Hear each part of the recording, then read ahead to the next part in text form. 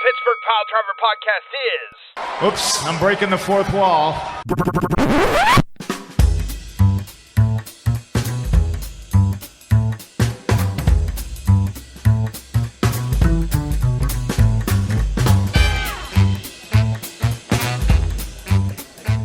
All right, all you cool cats and cool people out there.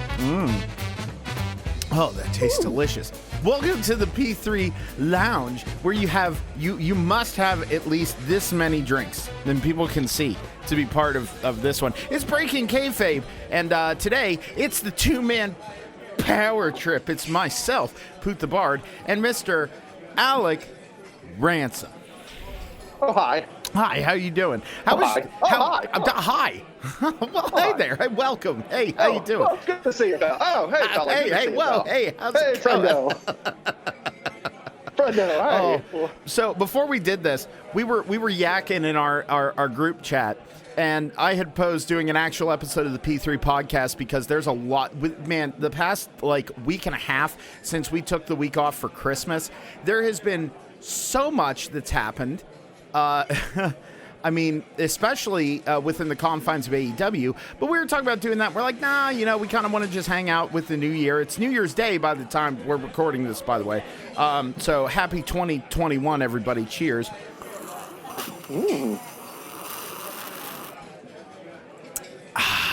Ooh, that's a good one. That was it. It actually is surprisingly good. I myself, I'm sitting here before we get into this and more of the reason why. I've got a little thing here of Crown Royal apple. One of my friends at the fire hall is a big Crown Royal guy. Yeah. He collects them. When they come out with different flavors or different, special editions or whatever special alcohol brews are called. I don't know. What blends? I don't know the lingo. I think the term would be blends. That's it. Oh, no, that was more French than snooty. Well, I mean, yeah, it's kind of the same thing. The French, they like their booze. That's a stereotype, and I apologize. I'm not French.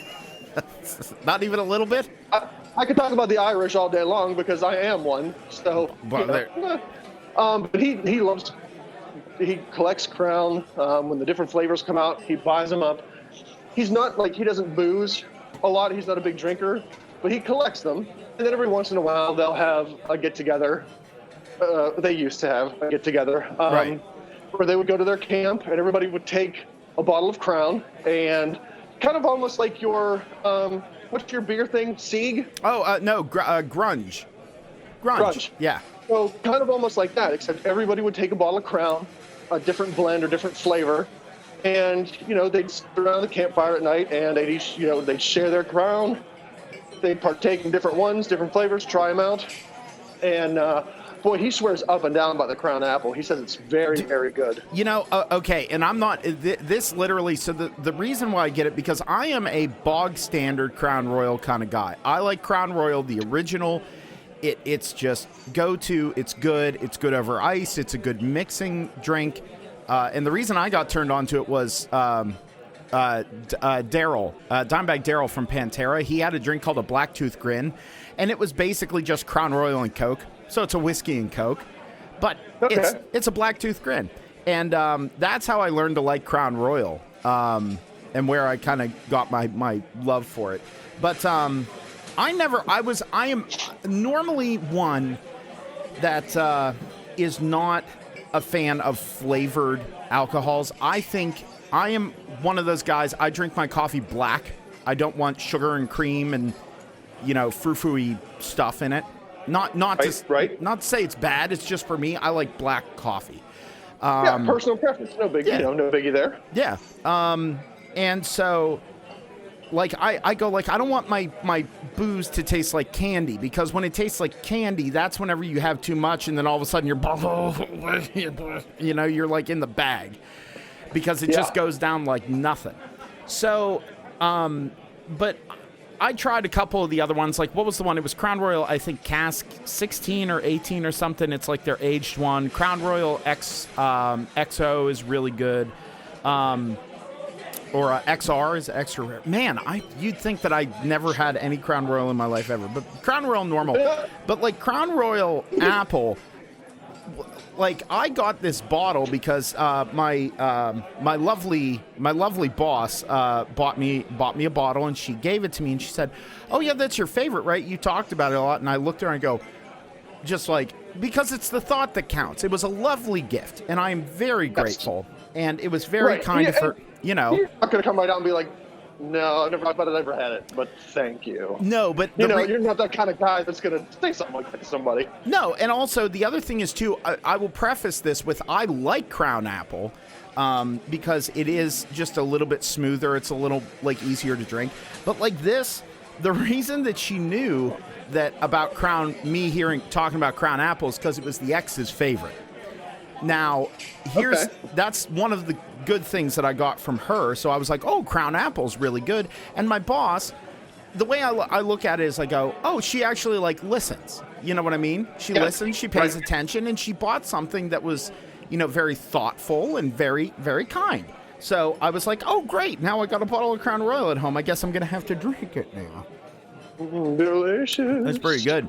Now you got yourself a pretty nice bottle of was it Scotch, correct? Yeah, Scotch whiskey. Sarah got me this for Christmas because I'm a big fan of Parks and Rec, that sitcom. Right. And if anybody knows Parks and Rec, there's a character called Ron Swanson. He's a very dry humor fellow. He's got a nice, handsome mountain man mustache, and I feel as though I can relate to Ron Swanson. If Dexter Loomis isn't my spirit animal, Ron Swanson is definitely my spirit animal. There you go. And that is go-to beverage is Lagavulin. Lagavulin 16 is what I got. And the actor, what's his name? What's the actor's name who plays Ron Swanson? Oh, I should know this because I watch his woodworking channel. Give me a second. Ron Swimmy Swam Swami Swan. Nick Offerman. Yes. Yeah. So Nick Offerman, let me see here. I guess in real life he enjoys the Lagavulins, just as his character on the show Parks and Rec enjoys the Lagavulins. And he enjoys it so much that I believe he has a Lagavulin reserve. Oh. Like named after him. Really? Okay, I'm going to do some research. You keep talking. This is fun. Yeah, I can't look that up. Lagavulin. But I know he has a version of Lagavulin that's like Lagavulin what's his name? Nick Offerman. Lagavulin Sourpuss. Let's see. It's not that one. Let's see. Scotch whiskey. Looking here. No, Lagavulin's one that I never try. I very rarely get into like Scotch whiskeys. When I do, it's usually Glenfiddich, like the Glenfiddich kind of stuff. See, I don't either. I'm more of a frou-frou drinking kind of fellow. Just like I take my coffee. Or McClellan. Like a lot of flavor. Yeah. Like with my coffees, I usually drink mochas because I like my coffee to taste like chocolate. Because I'm a big, giant, stupid child, and I just want a caffeinated chocolate milk. Is basically what I'm looking for whenever I drink coffee. So it's rare that I drink coffee black. Adult chocolate. I drink coffee black if I'm like in a fasting regimen. Okay. And I need some caffeine, so I'll have water, and then I'll have maybe 1 or 2 cups of black coffee, because I can drink that while still fasting. Right. Right. He has like an Offerman Reserve or whatever, and it's very expensive. It's Lagavulin. It's Lagavulin Offerman Edition 11-year Scotch whiskey. A 750 milliliter bottle I found here is, it's out of stock, but it was $129, which honestly, that's a lot of money. Like when you look at the grand scheme of things, that's a lot of money. But, yeah, I mean, the thing is with stuff like that, and maybe this is perspective, and maybe you can give me a little bit of perspective to see if I'm wrong. When you're going to the liquor store and you're gonna have a night of drinking with your friends, right? If you're gonna go and do that, you go, you buy, you can buy well, quote unquote, well booze. You buy something there's a lot of, but it's not super expensive. But if you're doing something to like have around, you're gonna take your time with, you're gonna like have it on special occasions, and you're gonna buy it once, but it's gonna last you a long time. Buy it once, enjoy it, and you'll get your money out of it. Yep, that's exactly it. Like if I'm gonna have a night of drinking with some buds, I'm gonna go and get like I'm gonna buy whatever version of gin and make gin and tonics. I'm gonna buy like Captain Morgan, not Captain, like a Bacardi, Bacardi or Captain Morgan. Okay. Like a spiced rum, and I'm gonna have a rum and coke. I'm gonna have some sort of mixed drink if I'm gonna be, drinking with some buds and getting a little toasted. It's a rare occasion that I'm like, you know what? I'm gonna pour a nice little, a few fingers of a very good liquor and sip and enjoy. But you're right about this Lagavulin. She got me the Lagavulin 16. Yeah. And that is absolutely the kind. I was reading up on it on their website, and they recommend you don't even pour it over ice. You pour a few fingers in a glass, and that's how you enjoy it. Room temperature, no ice, because they don't recommend you water down the flavor. And I tried it, and this is a very smoky flavored Scotch. Mm-hmm. I don't have a very good palate when it comes to like beers or good alcohols to be like, oh, I can appreciate this, the hint of this and this flavor and this. I don't have that kind of type of palate, right. I guess. But this one, you can really tell all the flavors when you're sipping on this because they're very pronounced. The smoky flavor, it has some sort of like woody flavor almost. I don't know if it's like an oak or whatever.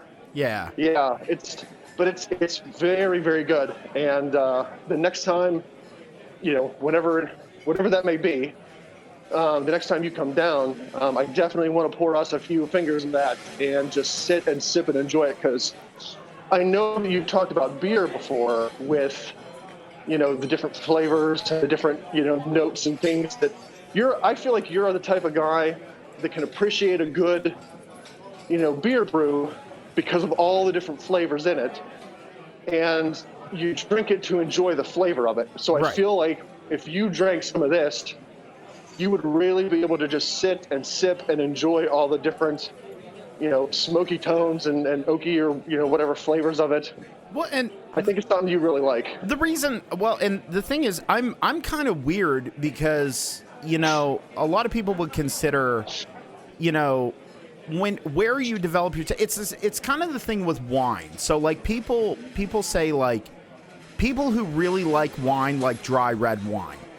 You know what I mean? That's like kind of a thing that I've heard from people is that like people who drink wine usually like sweet stuff, but people who really like wine like dry reds and dry whites and stuff like that because they're not like a sweet or a blush, wine. There's something that you kind of have to like.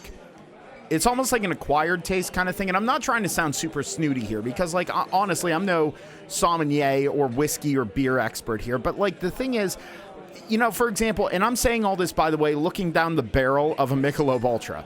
I got one sitting here. I got this really cool koozie for myself. And it's like, it'll fit either a pounder or a regular can, like a 16-ounce can or a 12-ounce can. And it's called Brewmate.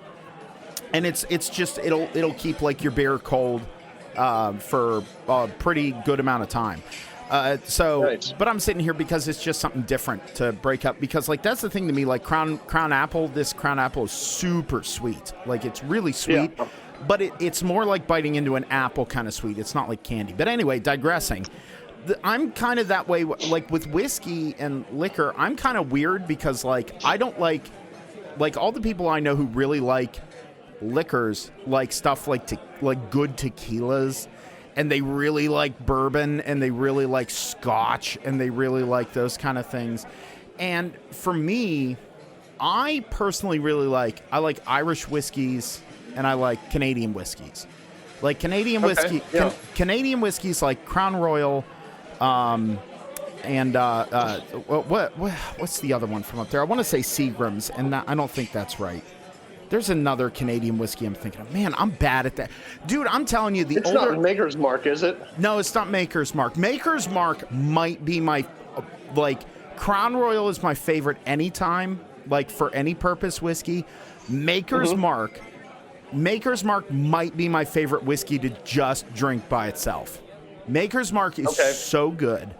I can't, it's like, Maker's Mark to me is just kind of like a comfort zone. It's something you stop, you take your time with, like you said. You know what I mean?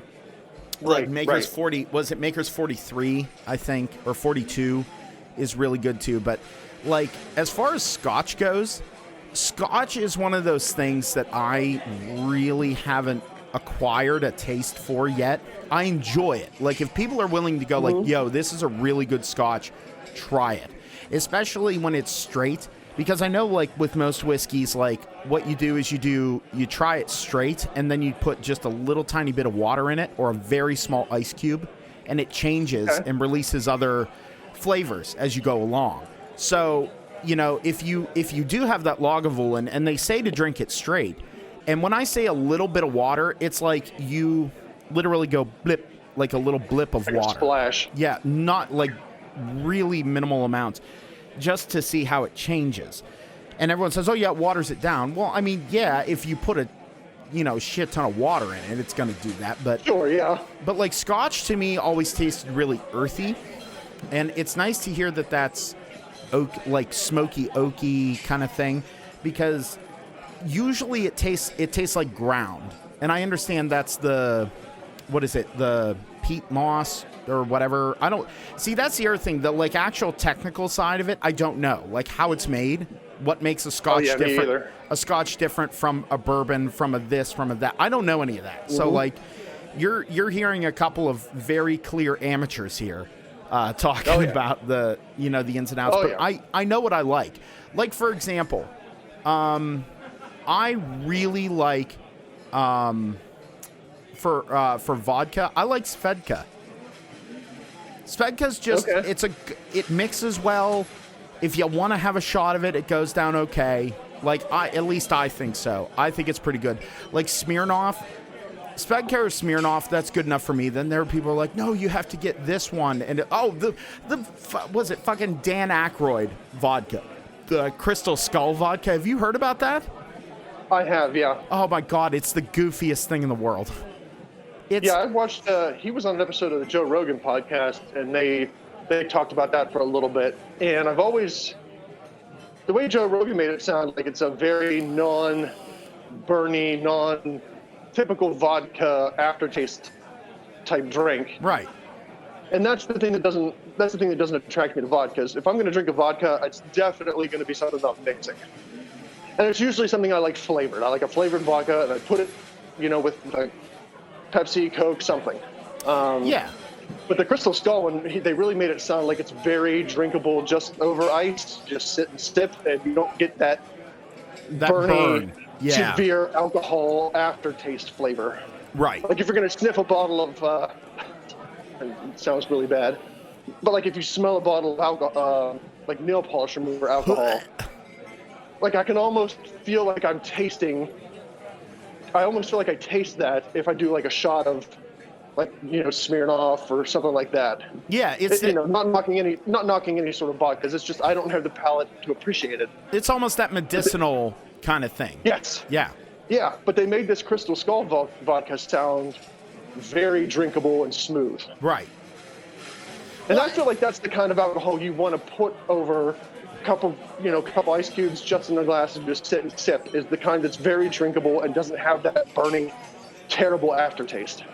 Yeah, and I would absolutely agree. And I think that's the reason why you see the proliferation of Crown Royal. They do just because it's sitting here and it's a good kind of show. It's like Crown Royal Apple, Crown Royal Maple, Crown Royal Cinnamon. Like, that's the other thing. The proliferation of the cinnamon whiskey thing makes me so angry because it tastes like cough medicine, but because of marketing, people love it. Like Fireball, Ice 151 or whatever it's called, Ice 101 or whatever the hell, all the different like peppermint whiskeys that are coming out, and it just, dude, I don't get how people can like that.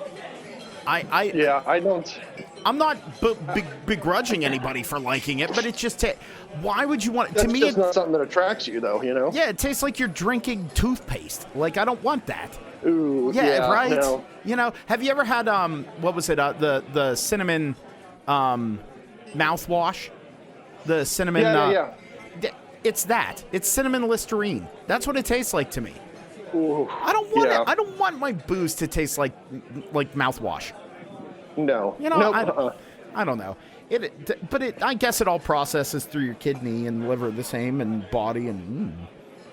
Yeah. Right. Ugh. But, no, I mean, like, and that's the other thing. Like, we were also talking about, because we are into the new year, and I understand that, like, there's a lot of people who throw out the cliche of new year, new me, and that's stupid. I'm sorry. Don't say that. Don't make declarative statements.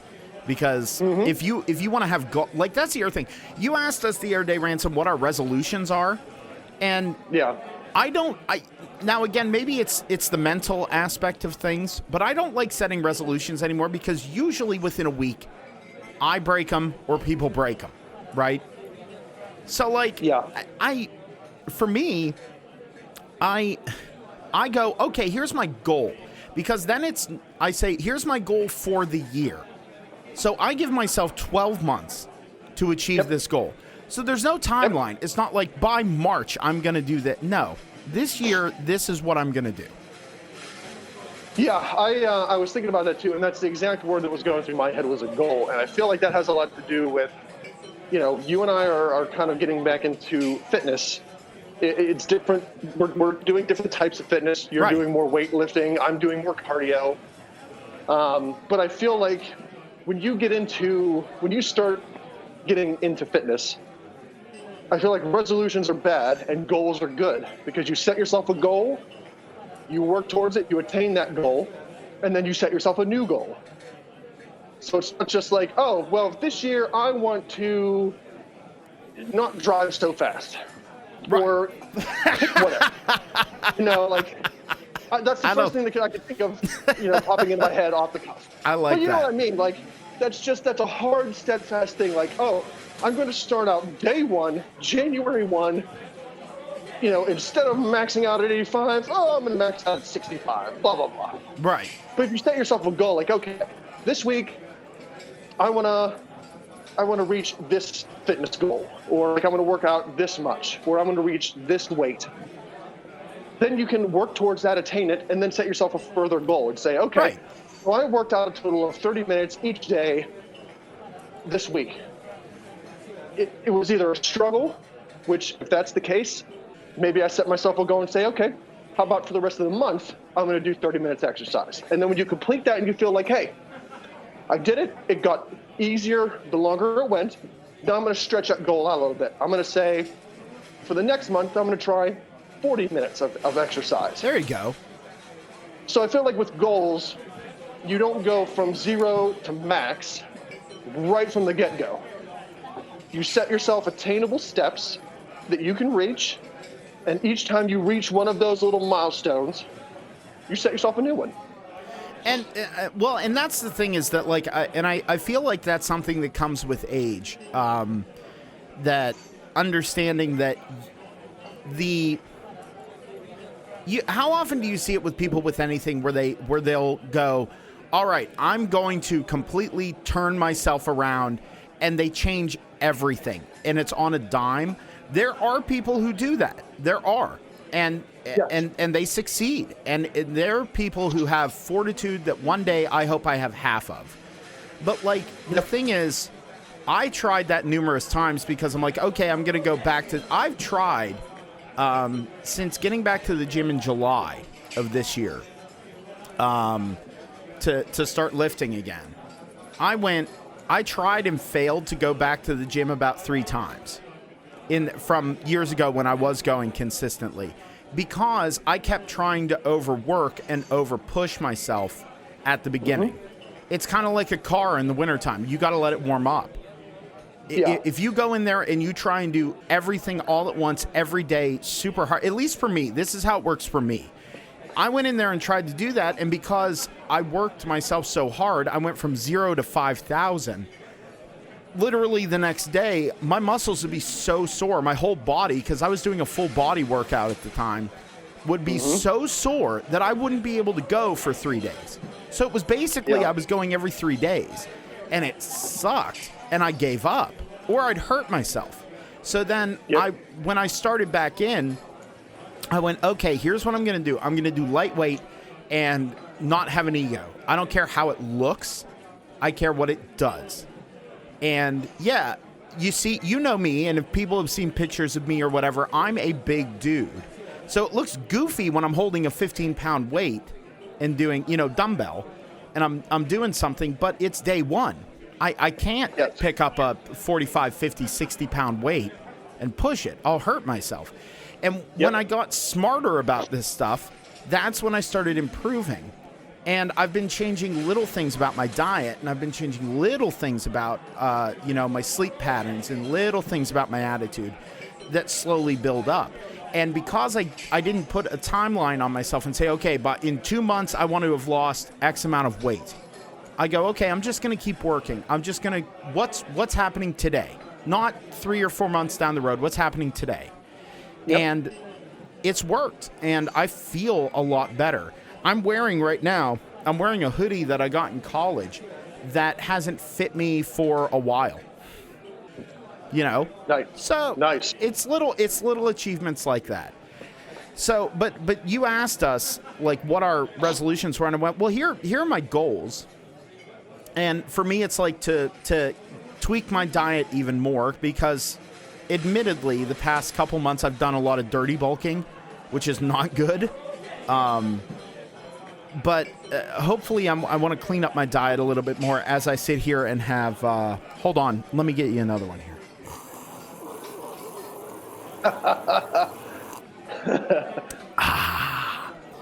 That's part of a balanced diet. and that's the other thing, is that people cut out all their vices. And I honestly think, maybe you can agree with me on this. It's important to have a vice. And now I'm not saying go out there and do cocaine. Like that's not, different type of vice. Yeah, that's a yeah. I'm talking about like, it's okay to let yourself have a couple beers. It's okay to let yourself have a burger. It's okay to do those things, but it's all about moderation. It's all about that's exactly it. Portion control. Exactly. You're right. Oh yeah, because my diet, I feel, well, there were a few factors that factored into my weight gain over the years. One was definitely the sedentary lifestyle. Like I sat behind a computer for 8 hours a day. Then I'd come home and I'd sit on the couch. I'd get up and I'd sit at the table for dinner, go back to the couch and sit. So there was a lot of sitting, not a lot of physical activity. Right. That was, a big contributing factor. And another one was, I'm a sweets guy. I love sweets. Ice cream, cookies, brownie, cakes. Like that's my big vice. Right. Is sweet. I've always been that way. Even as a kid, I loved my sweets. So I tried it before, and just like you had said, I tried and failed miserably, because I said, all right, you know what? I'm going to cut out sweets. I'm getting fat. These are bad for me. Shame, shame, shame. I'm cutting them out. Right. And I would go a week, maybe 2 weeks, and then it would be too much. Like, you know what? I haven't had chocolate in 2 weeks. So I'm gonna have a piece of chocolate tonight, no big deal. Then the next night it was, well, I've gone 2 weeks, I can do 2 days in a row. No, I can do 3 days in a row. Oh, I'm back to where I was before, eating sweets every day. Right. So the resolution of I'm cutting them out, they're gone. I feel like, and I agree with what you said, I feel like I'm setting myself up for failure when I do that. Now, if I try to do things in moderation and say, okay, look, instead of eating junk food throughout your day, say maybe I have a cookie. Let's say, I'm going to say, okay, instead of picking out on sweets all the time, after dinner, if the kids go to bed, or if the kids are having their snack at night, I'll have one cookie. And that will satisfy my craving because I'm not cutting it completely out of my life. I'm not constantly craving it at that point, but it's all moderation. I'm not eating half a bag of Oreos. I'm eating one Oreo. So it satisfies that vice. It satisfies that craving, but it's not really going to contribute that much to the waistline.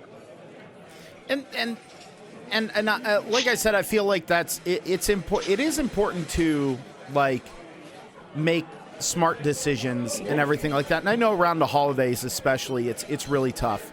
But like my mother and my sister make the best cookies in the universe, and they're just it's one of those things, like every time you walk past where we keep them in Tupperware containers, weirdly enough in our garage, but our garage stays cold enough that it's like, oh, you keep them out there, they're kind of a little, little thing, and you go out there and you go out in the garage for something, you're like, well, I'll grab a cookie, and then you go out there again for something, you're like, well, I'll grab a cookie. You go out to run some errands, you come back and you're like, oh, look, and then before you know it, the holidays are the worst for that. Oh, yeah, and before you know it, you've had like 7 or 8 cookies, and you're like, whoa, But that's really the thing that's tough. I mean, like, and I feel like that's the thing is people go too hard. Like yesterday, on New Year's Eve, my buddy Steve, and I've mentioned him a couple times to you guys and to other people. I don't know if people have heard on the podcast, but I got my buddy Steve going to the gym with me because he was really sedentary. And Steve is a guy, you look at him, he's a good-looking dude. He's, like, cut. He looks like he's in shape. The first day, and Steve, I know I've said this to numerous people. If you actually listen to this, like, I feel bad. I'm not bagging on you. Like, it's just, like, it also kind of gave me a good perspective because the first day I took him, I always do a warm-up. We have a bike at the gym called the Rogue Echo bike, and it's one of those fan bikes. On the front it has the big fan. Yep. It's one of those, and I do an intervallic thing for 5 minutes just to get my heart rate going before I work out. And it's 10 seconds as hard as you can, as fast as you can, literally, and like you just push. And then 20 seconds of back off and rest. And you do that for 5 minutes. Right? Nice. So that's just to get the heart rate up. We did that and we split that in half. So like each of us got half of that time. And yeah, I'm breathing heavy because you push as hard as you can. You know what I mean? But after Susan, he was like, oh, my quads are burning. My God. I'm like, okay, let's get out there and do our workout. 15 minutes into shoulder day, which was the first day he joined me on, he was sitting there breathing, sweating, and I look at him, I go, are you okay? And he goes, yeah, it's the cardio. And I looked at him and I go, dude, we're only 15 minutes in. You better, you better take it easy. He's like, no, let's keep going. Okay. And he's really good about keeping his head on his shoulders in the gym and not ego lifting and not ego working out. Like he actually is really good about it. But yesterday when we went and we did arms, he was feeling really good, and we were on to triceps, and we were doing tricep pull downs on the bar. And you use a little angled bar. It's a little triangle bar, and you hold it and you pull down. Well, he was feeling really good, and we've been doing sets of 12, 10, 10, and 8 of reps. So altogether 40 reps with increasing weight. Well, on the first set, which the 12, arguably the warm-up set, he did 22. And I was like, okay, dude, stop. And I stopped him, and I was like, Steve. And he goes, no, why'd you stop me? I feel good. And I said, because you 40 reps is a lot of reps. Yeah. You have to be smart about how you do it. There's a reason why you do that, because if you hit all those marks and you hit them easily, then it's time to up the weight. You know what I mean? Like, the idea is you should get those, but you should have to work for them. If you easily get through them, then you need to up your weight. So, right, yeah. I know we talk a lot about workout stuff on, when we do these Breaking Kayfabes and stuff, but like, it's become something that, I don't know for you, I feel better, and mentally I feel better since I've started doing this. And I don't know about you with the walking, because good luck. Give people perspective, because you've never really talked about how far you walk, like how much you've improved. Like tell people who decide to listen, seriously. Well, when I started, I guess this whole, fitness journey of mine, I started it because I got sent home from work when COVID first started, and I was working from home since I could do my job from a computer. And not that I did a whole lot at the office as far as physical activity, because I was behind the computer all day there anyway, but I did more snacking at home because it was there. I didn't have to go to a vending machine. I didn't have to buy it. It was already there. So I was already probably 240, 245, somewhere around in there. And one day I'm working, I'm at my computer, and I'd sit on my couch. So I wouldn't even sit at a desk at home. Have my laptop on my lap, sitting at home on a couch, snacks all the time. And I can remember sitting there thinking, like, boy, I just feel bulbous sitting on this couch. Like, you know what I mean? Like, I feel like I'm just. I feel bulbous. Like if I had a guy on my shoulder going, I felt like I was getting close to Jabba. Just sitting there, just eating. So I went and I weighed myself, and I was like 250, maybe 251.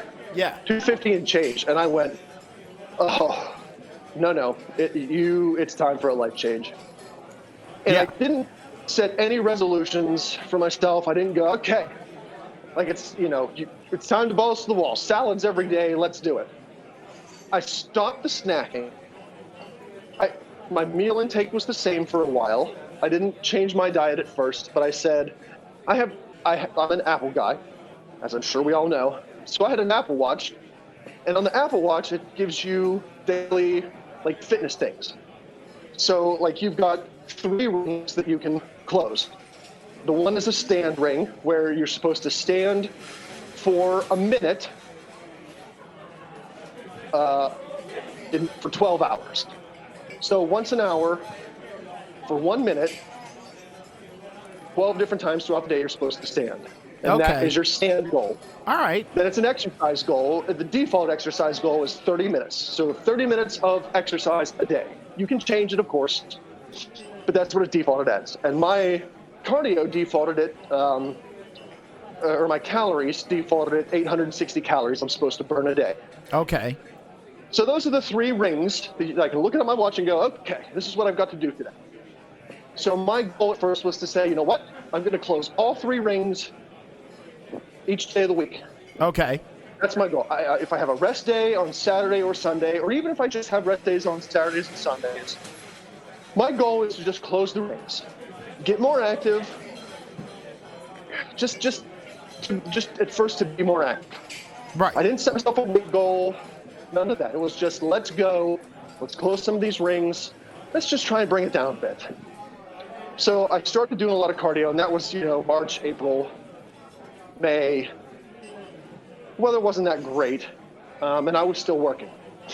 So in July, having gone through all this, I started adjusting my diet, started portion control. I didn't cut out all sorts of crazy stuff, like I was still eating pastas and things like that. But I was trying to not eat a giant pile of spaghetti on spaghetti night. I'd have a moderate portion. So I got laid off in July because business was going down because of COVID. People went by and they had to, trim some overhead. So at the time, it was unfortunate because that was a real bummer. But long run, different story. It was a very good thing that happened. So when I got laid off in July, I said, all right, so I'm going to keep doing my cardio exercises, the beach body turbo fires, It's a 30-minute cardio exercise that I do on my TV. I'm going to do those, and then I'm going to start walking. Because the kids would go to the babysitters, or they would go to my parents' house. So I'm just going to start walking. And some days I would walk with them. I'd say, look, we're going to have maybe a half an hour to an hour of, it's going to be boring, but we're going to get outside. We have a double stroller. We're going to sit you two down in the stroller, and we're going to walk. I'll push you. It'll be fine. They hated it because it was super boring. But yeah. They survived. They lived through. It's fine. So I started walking, and I would do 3, 4, 5 miles a day. And then at night, since I didn't have to get up and go to work the next day, I'd go to the fire hall, and we have a little, you've been there, we have a little gym set up in one of our social halls. Yeah. And the other side of that is just a big empty room.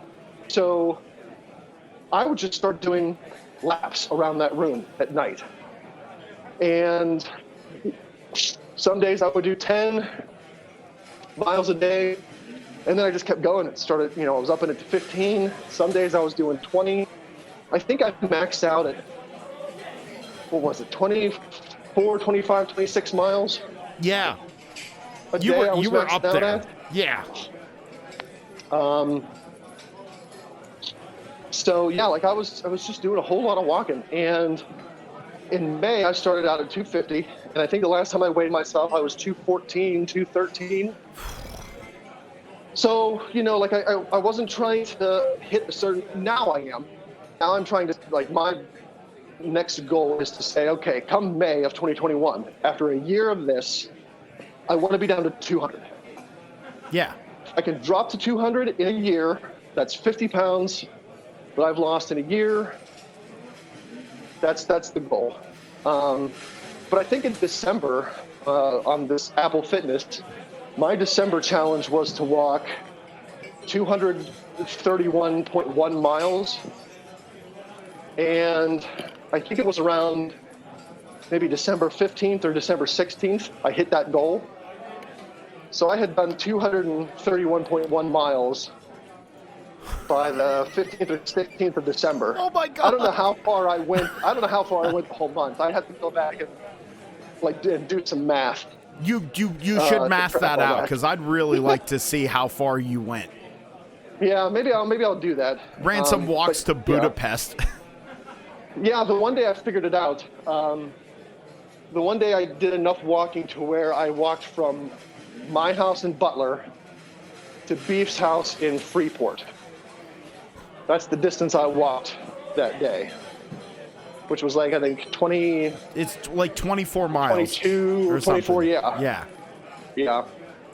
That's so, yeah, I mean, I've just started, I still do the cardio, like, TV thing, and I still walk. Like, I'm walking right now, which is, if you hear me huffing and puffing, that's why, because I'm just doing laps. Well, and you honestly, you can never tell. Like that, I think that shows, number one, the amount of work, because I think early on, there were a couple times you'd be able to tell that you were kind of like, yeah, well, like you'd breathe, kind of like that. But honestly, now you can't tell one bit. And like the thing is for that, I don't know if anyone out there who is listening to this again. There we go. Oh, there we go. Ooh, that was a good one. That was the Michelob Ultra coming out there. Oh, man. Oh. Wait a minute. No. Now, I did this with the Crown Royal, and now it's got to be the Michelob Ultra. Everyone, just dial in for this. Oh, that's going to make some foam. That's going to be foamy. That's foamy and terrible. Oh, God. Oh. and it's not good. Oh, not good.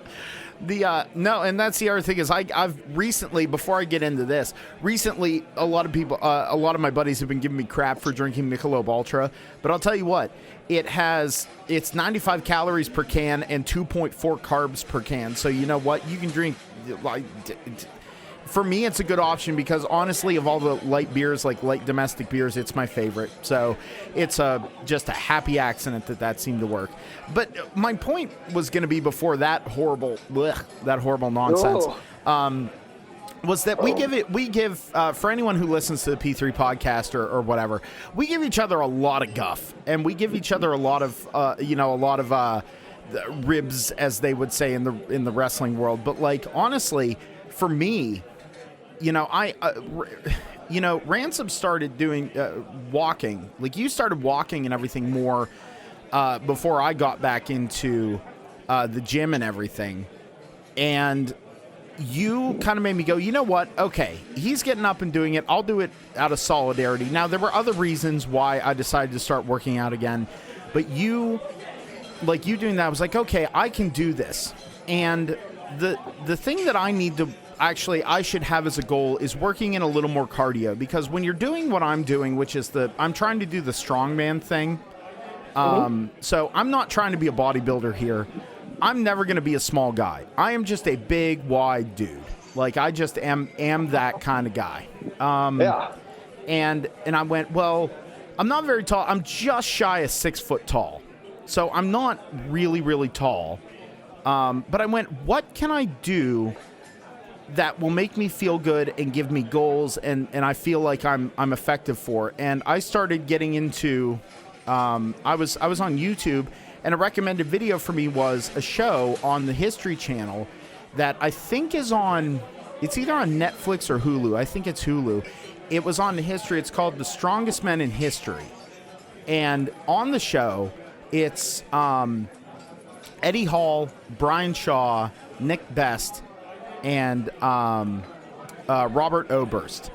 And these 4 guys are, like, Eddie Hall was the first one to deadlift over 500 kilo, which is about 1,102 pounds, I think is what it comes out to.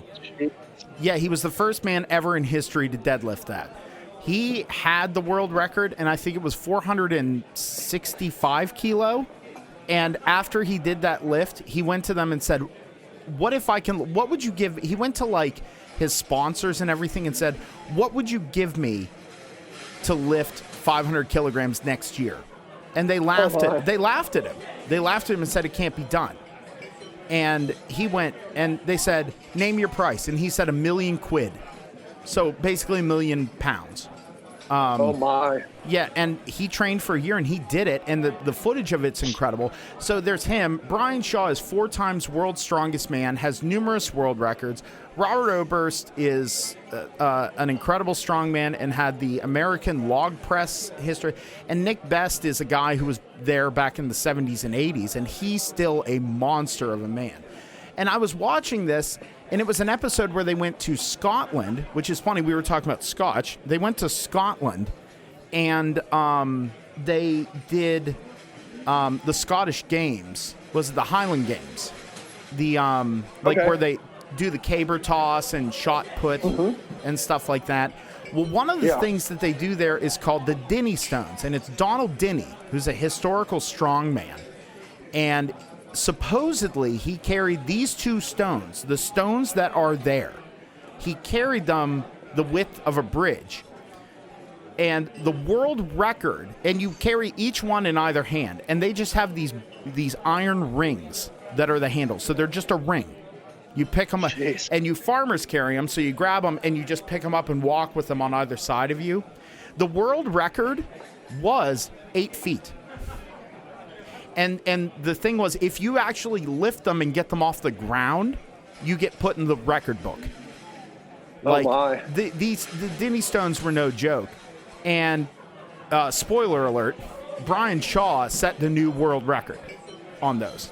I think he carried it, was it 8.6 feet or something like that. So he barely made it past the previous world record.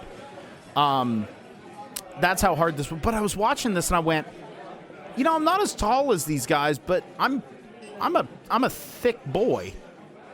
I wonder if, and I looked into like strongman training and lifting and stuff like that, and I went, okay, this is more my speed.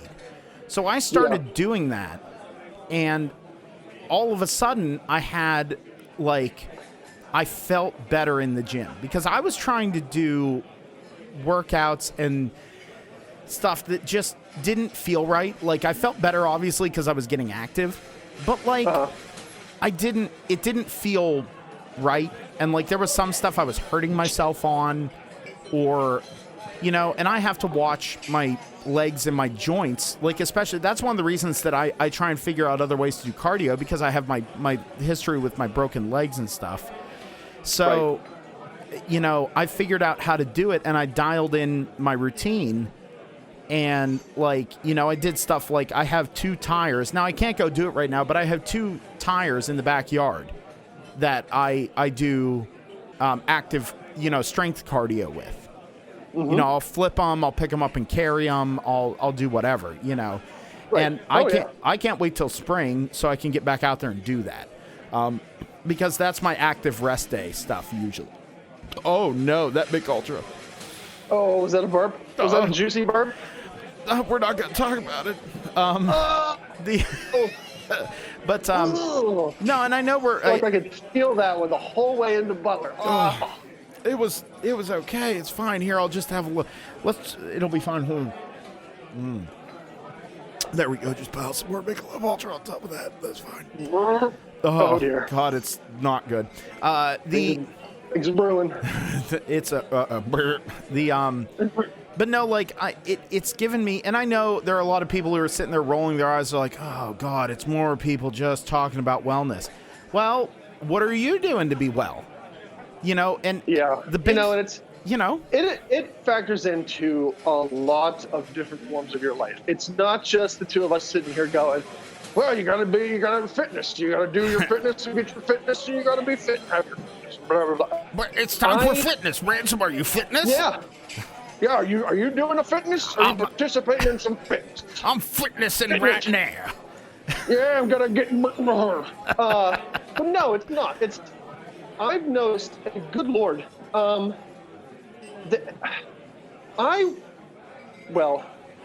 starting out as a tough goo, I didn't know anything about fitness, and I really haven't, and this is shame on me, I haven't developed a lot of knowledge into fitness either. It's pretty much just been, hey, get your cardio, get your calorie burn. Yeah. Let's go. But one of the things that I've discovered was that I figured when I first started, and it did happen when I first started because I was very out of shape. I'm like, if I keep going with this fitness thing, and if I keep upping my cardio, if I keep upping the workouts, if I keep upping the walks, I'm just going to be so exhausted all the time. And at first it was that way because I was so out of shape. But now, that's one of the things that I find with actively getting back into fitness. Getting back in is the wrong word. I was never into it. Getting into fitness, I guess. I have a lot more energy overall. Like, I would come home from work and I'd sit down, and if I was left to my own devices and I sat on the couch, by 5:30, I'd be dozing. And I would just feel so sluggish and so tired all the time. And it was just a struggle to stay awake whenever I got home. But now, I feel like, exercising every day, doing the cardio that I'm doing, and I'm sure shedding some of the weight didn't hurt at all either. But I've got so much more energy, and I'm able, I don't get so tired so easily. Like at night, especially on, some weekend nights, the kids will go to bed probably like Friday night. Say the kids will go to bed at like 8 o'clock. Tara and I'll spend some time together. We'll watch a movie, watch some TV, we'll talk, we'll, maybe play a board game or something. And by like 10 o'clock, she's getting sleepy, she's getting snoozy, and she'll peace out and go to bed at 10:30. Well, I'm not tired at this point. I feel like I still have a lot of energy left. So I'll go to the fire hall, and I'll do an hour and a half of just doing laps. And I'll get home at like midnight, 11:30, midnight maybe, take a shower, lay down in bed. And it feels like just then I'm really starting to say, like, okay, I can start to, drift off and go to bed. Yeah. But I've got so much more energy now, even though I'm spending a lot of energy during the day with, the various cardio things that I'm doing. I never really thought about how much better overall I would feel. And it's amazing. And it sounds cliche, and it sounds like, oh, fitness bros. But, I'm not trying to sound that way, and you could probably attest to it as well. Like, if you get your diet, your exercise, and your sleep regimens all regulated, the amount of energy that you feel like you have, and just your overall, like, start of the day to the finish of the day, I feel so much better. Oh. Like, I don't feel sluggish and I don't feel drained. Even on days where I do a lot of stuff, I'll feel tired towards the end of the day. But it's not that sluggishness tired. It's that, okay, I've expended my energy. I'm ready to sleep and replenish it. I guess I don't really know how to verbally articulate that, but I feel like there's a difference between that sort of tired and the sluggish just dragging my ass through life. I don't feel that way anymore. Dude, I'm going to tell you, like, it really is a difference. And again, you've heard people, and you sound like either a Tony Robbins special or an after-school special or something, where it's just like, and we're sitting here, and I know this sounds like a motivational podcast, and we're like, you can do it too, mixed in with trying. $49.99, you can have some fitness. So have all the fitness in your life, lift things, walking, eating, like But the thing is, the thing that I noticed is in my 20s, I treated my body like a dive bar. Like, I really did. And I look back on college, and I think about my diet then. Oh my God. Like, the amount of food that I could eat back then was insane. We had this thing. Okay, so every Friday, my roommate Scott and I would do this thing. We had this food truck that was parked down by campus, and it was called Sergio's, okay? And you could go. That sounds delightful. Oh, dude. Just wait. you in retrospect, it's nice to think back on and be like, oh, that sounds so good. But if you ate that thing, you'd want to die. They would have stuff, they would be open until like 3:00 in the morning for like drunk food, right? Nice. So, but you could go there. I think they would open at like 6:00. Oh, that was a good one though. There it was. Okay. There Aftershock. So anyway, Sergio would be open. He would make like chicken cheesesteaks. He would have like fried apps. He would have all the standard drunk food. But there was this one thing, and it was, when I say a foot-long sub, it was 14 inches. The sub, 14 inches. You ready for this? It was called the bitch steak. Oh. Okay, you ready for this? It was an Italian white roll. You had like steak on it, like cheesesteak, right? Chopped up steak. Then you had what was after that? It was steak, grilled onions, okay? Then chicken fingers, cheese sticks. Oh no. Okay? Then on top of it, he would put marinara. Oh. And then he would lay a blanket of mozzarella over the top of it and bake it. Oh, my Lord. That would give me a heart attack. 14 inches of that sumbitch every Friday. My roommate Scott and I would go and get one, and then we would go and get a case of Pounders of Labatt Blue. Oh, no. And we would sit down at our apartment, and we would eat those and drink all of the Labatt Blues and scream at Mike Rowe on Dirty Jobs not to get in the poop tank or whatever. Like, that was a Friday rictual for us. Oh, nice. Right after marching band, we'd walk down there, and we'd get that, and we would just drink a case of Pounders of beer, and we would eat bitch steaks. And then sometimes the following morning, whenever we were all hungover and tired, we would go and get another one. Oh. Yeah, like dude. Oh, your heart. Now, for example, when I'm traveling, like if I'm coming down to see you guys, or if I'm on the road or whatever, and I need to grab something fast, and it's like, okay, I'll stop at Wendy's or Taco Bell or Burger King or any of those other places, or the mecca of all fast food, Chick-fil-A.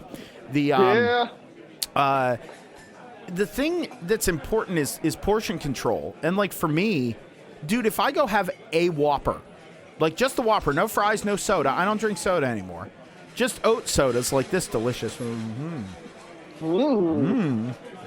Oh, God. Oh, see, now my brain's going, no, it's going to foam up on you and make you want to die. You're having Vietnam War flashbacks.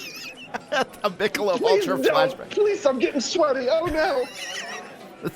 So with this, like, I will look and go, what's on the dollar menu? And I will get one item off the dollar menu, like a small dollar burger or something. Yeah. That's it. That's all I need. Yeah. Like, I don't need and that's the thing, my little, my little brother in college, in our fraternity, he was a physician's assistant, or is a physician's assistant now. And everyone used to give me guff about smoking. They would get, endless amounts of guff. I told you I treated my body like a dive bar. And so everyone used to yell and scream at me. And I asked him the one day, I said, why don't you ever give me crap about this? And he goes, number one, because it's not going to stop you. And I went, you're right. And he goes, number two, he said to me, number two, he said, honestly, at the end of the day, if you moderated it, it's probably not going to be the thing that kills you. So he said, he said that, and I kind of was like, oh, yeah, it's, if I dial back and I, moderate things a little bit, then it's okay. It's kind of the idea, like everyone I know who is into health, fitness, whatever, it's the whole idea of everything is okay in moderation. And the extreme argument that I've heard from some people who are like nutritionists and stuff is they said, theoretically, and this is theoretically, you shouldn't do this.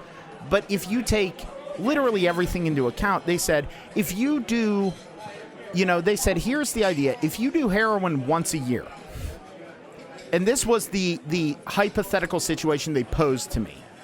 They were like, if you do heroin once a year, that's not going to be the thing that kills you. Like, and I went, oh, that's kind of a weird way to put it. And they went, no, you obviously shouldn't do heroin, but like, right. It's the idea that it's like, and also it's kind of morbid, but it was also kind of like, eye-opening. Dan, my little brother from the fraternity, he told me, he said, if you live a completely clean life, you never have processed foods, you never drink any alcohol, you never have any substances, you live the cleanest life you can, you have good genetics, and you, exercise daily and the whole 9 yards.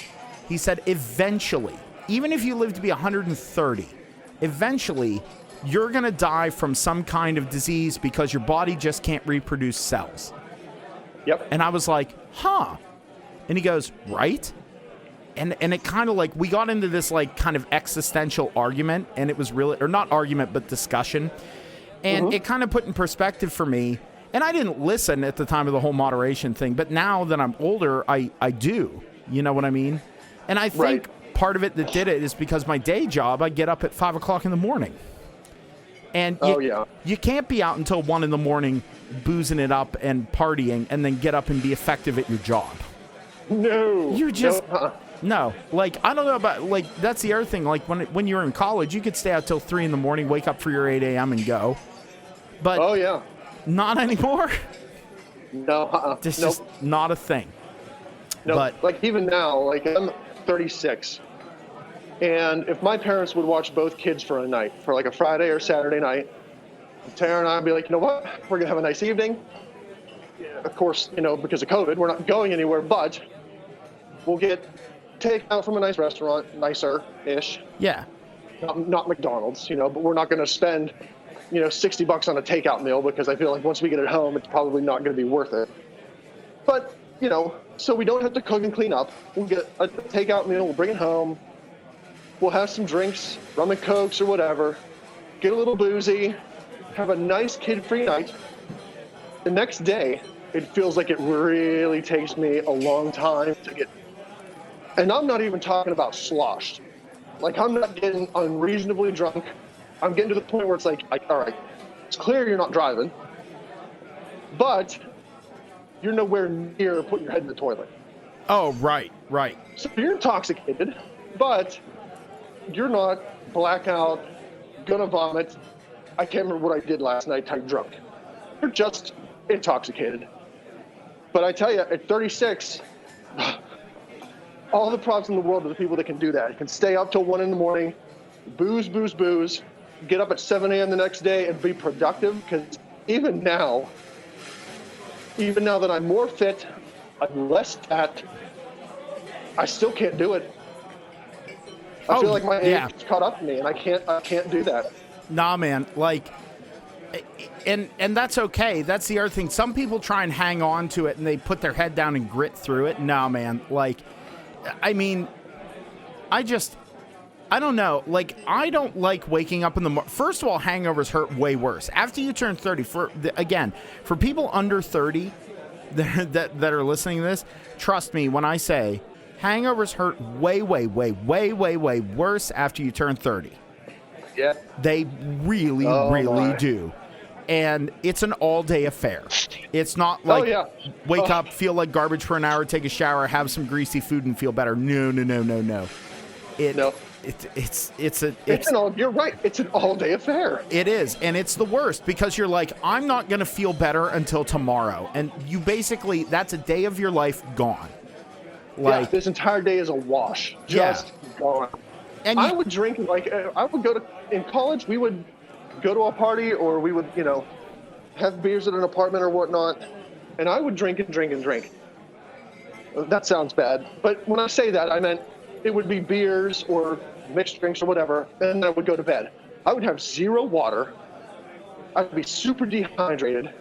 I'd get up the next day with maybe a little bit of a headache. Yeah. Maybe. There was probably a dozen times in my 4-year college career that I had a hangover that I felt like I was useless all day. Now, at 36, I could be moderately intoxicated on a kid-free night off, drink 4 or 5 bottles of water before bed, take 3 ibuprofen, really try to hydrate an ibuprofen and prep myself for the next day, and I still wake up feeling like a hot tire fire. And it's just, like, I don't know what to do at this point. I've reached that age where it's like, you know what? You're rolling the dice. You're rolling the dice on whether or not you're going to wake up with a hangover. Like snake eyes is coming up. Dude, well, and the thing is, too, I don't know if you found this as you went along, because when I was younger, the whole idea of beer before liquor, you've never been sicker, liquor before beer, you're in the clear, that never applied. Because to me, it was always just, it is what it is. Like, it doesn't matter. Yeah, it was alcohol in, pee it out. Bingo. Now, I don't know about you, but when I make a day of it, and I do a thing where I go, I'm going to buy a bottle of whiskey or a bottle of vodka or a bottle of whatever, I don't feel as crappy the next day if I drink liquor. But when I decide to go, like, I'm going to get a case of Mick Ultra or a case of whatever and drink it, dude, my hangover is the end of the world on beer. Yeah. Oh, yeah. Beer hits me a lot more now when it comes to hangovers than it used to. I don't know if I'm getting so dehydrated that even the water that I'm taking in before bed doesn't counteract it. But beer is the worst. And you've seen it firsthand where you guys can come over and I'll have 3-4 beers and like after that 4th or 5th beer, boom, the headache kicks in. Midday. And I can be drinking water in between beers. Like I'll be drinking waters in between beers. And still, that beer will hit, and I'll be done. I get a headache from it, and I think at this point, unless I'm going out to like a restaurant that's also a microbrewery that has their own specialty beer that they brew, I'll have maybe a glass or 2 there. I really think I should stop doing beer altogether, because if I do rum and cokes in moderation, or gin and tonic, vodka, cranberry, whatever. Pick your mixed drink poison. If I do it in moderation, I tend not to have as bad of a headache reaction than I do when it comes to beer. Beer kills my head. Oh, yeah. And I don't know why. I have no idea. Dude, I don't know why either. It just kind of started happening. And, you know, maybe it's because of, like, volume or or what's in it or how it's brewed or anything. I will say this, though. You know, I know tons of people, like I said, I drink, my go-to, like, have a beer or two at the end of the day is Mick Ultra now. But I know tons of people who still drink, like, Beast and Keystone and oh, dear heavens, Budweiser and stuff. Well, dude, I mean, look at the area I live in. And that's not me looking down on them. It's like, okay, that's what you like, go for it. But they'll drink a ton of it, and they'll feel like garbage. Whenever I have domestic stuff like that versus when I have microbrew stuff, like when I have like you know, a couple higher ABV like IPAs or whatever, if I have like 2 or 3 of those, I'm good.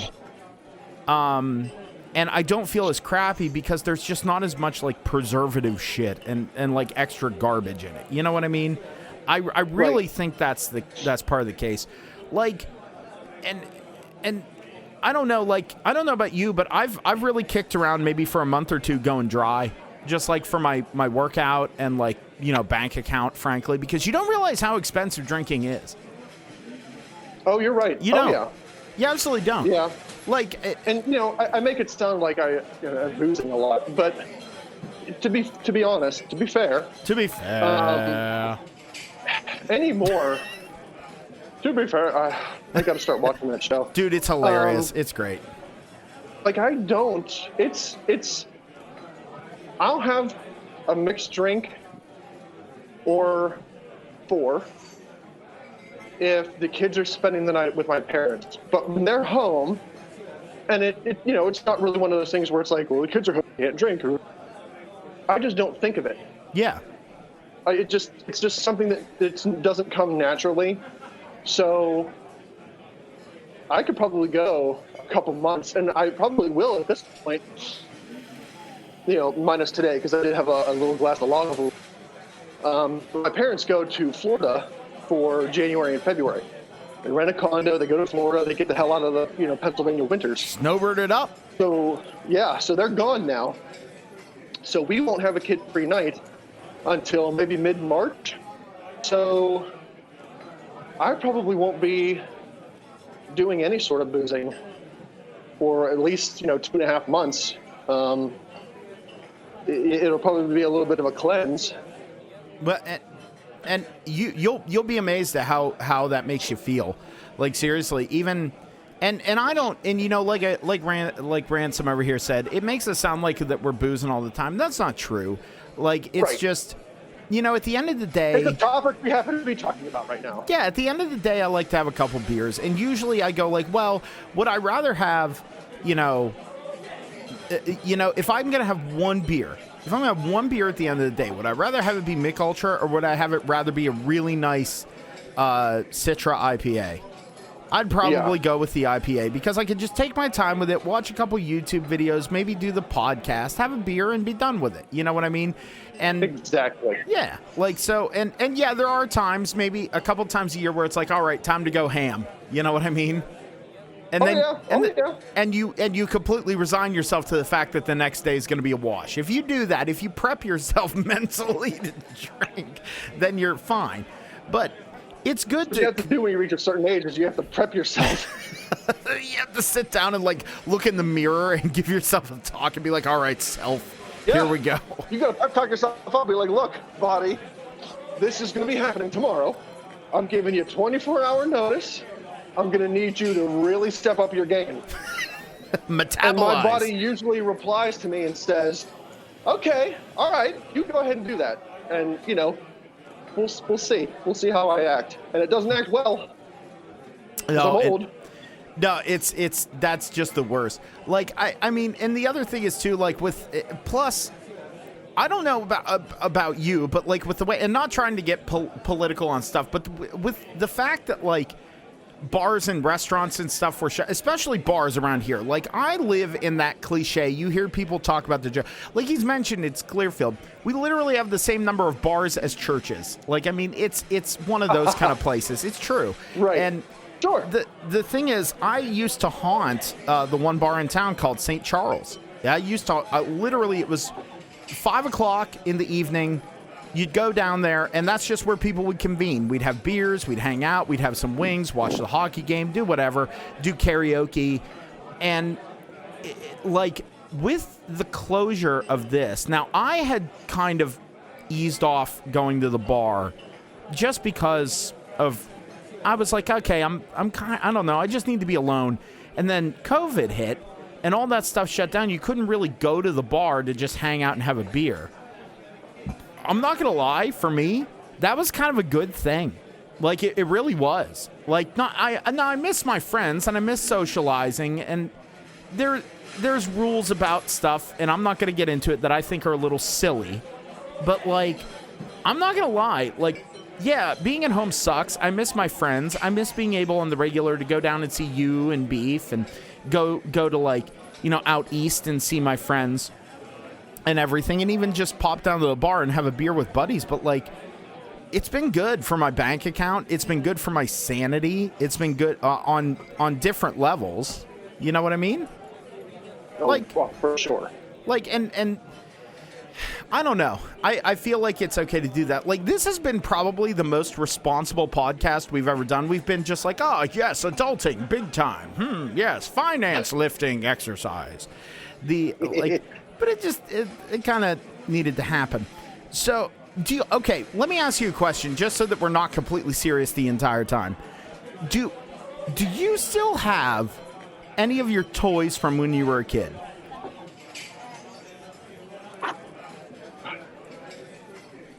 Yes, but not many. And they're mostly action figures. Okay. And they're mostly action figures that Micah now plays with. Oh, that's cool. You pass them down. But as far as like any other toys, yeah, I think we got rid of that whenever we bought our house. Anything that I had left over at my parents' house, just donated I just pitched at that point. Yeah. Dude, like, my father, God bless his heart, he's a hoarder.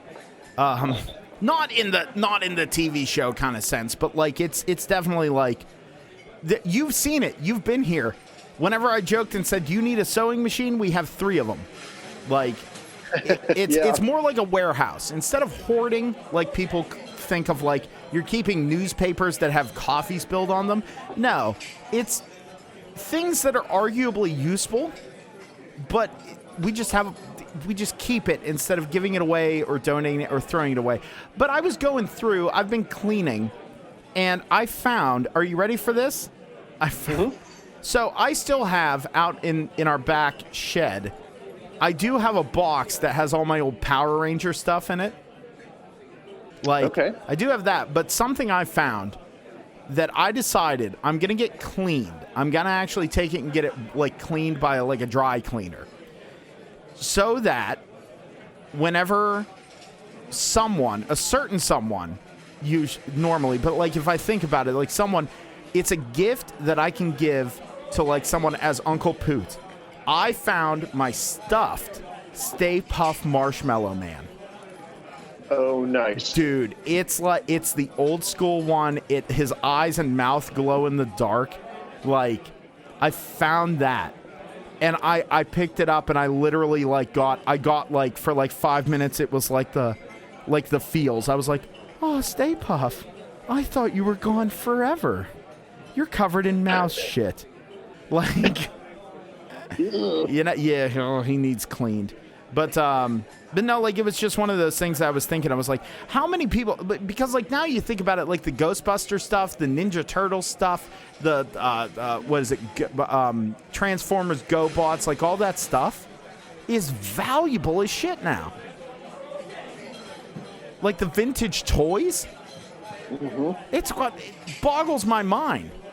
Like, what was your okay? Do you remember when you were a kid, like action figures and stuff like that, like video games aside? What was your favorite toy? Did you have like a favorite toy?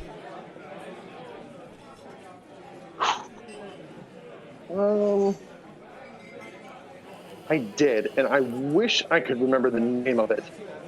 But like the neighborhood kids and I, we were big into, you know, like the toy blasters and the toy swords and things like that. You know, we'd go out and we'd pretend and we'd, you know, blast imaginary bad guys and go on imaginary adventures and, you know, all the things like that. Oh, okay. You having a hard time? You having a hard time remembering? Yeah, it was a toy blaster that had multiple configurations to it. It had the shoulder stock. It was like a toy rifle, and the shoulder stock of it, you could pull it out, and there was a sword on the end of it. Oh! And it had a bunch of different parts to it, and it made sounds, and it lit up. Yeah, I wish I could remember the name of it, but it was like, I don't know what it was, but it was phenomenal. It was my absolute favorite toy, and I wish if I had it, I wish I still had it, because I wish I could give that to Micah. He's into the guns, he's into the Star Wars blasters that make sounds. Like you have blaster fights all the time, and that's one of those things where I really wish I would have kept. Because I kept it in real good working order, because it was, of course, my favorite, so I didn't get it dirty and messy and destroyed. Oh, yeah. You kept I'll have to try to look it up and send you like a picture or something. Well, there's homework for the next lounge, because, we're starting to get to last call over here. And I know I'm ready to go put some food on top of this just glorious Michelob Ultra and some of that Crown Royal apple. So, folks, this has been the Breaking Kayfabe Lounge. Maybe we can get one of the other two idiots in here as well, because this has been a good opening. What do you think? I do. I enjoy lounge time. It's a nice, fun, relaxed, laid back, talking environment. Yeah. It's kind of like one of those deals where if we were just going to get on the Discord and just BS for an hour or so, not record anything, just talk to each other. It feels like one of those deals. Yeah, I dig it. No pressure. I like it. Yeah, we'll see. We'll check the hours of the lounge and see if we can't get the other two idiots in here as well. Maybe have some barstool discussions. But until then, bartender, one more round.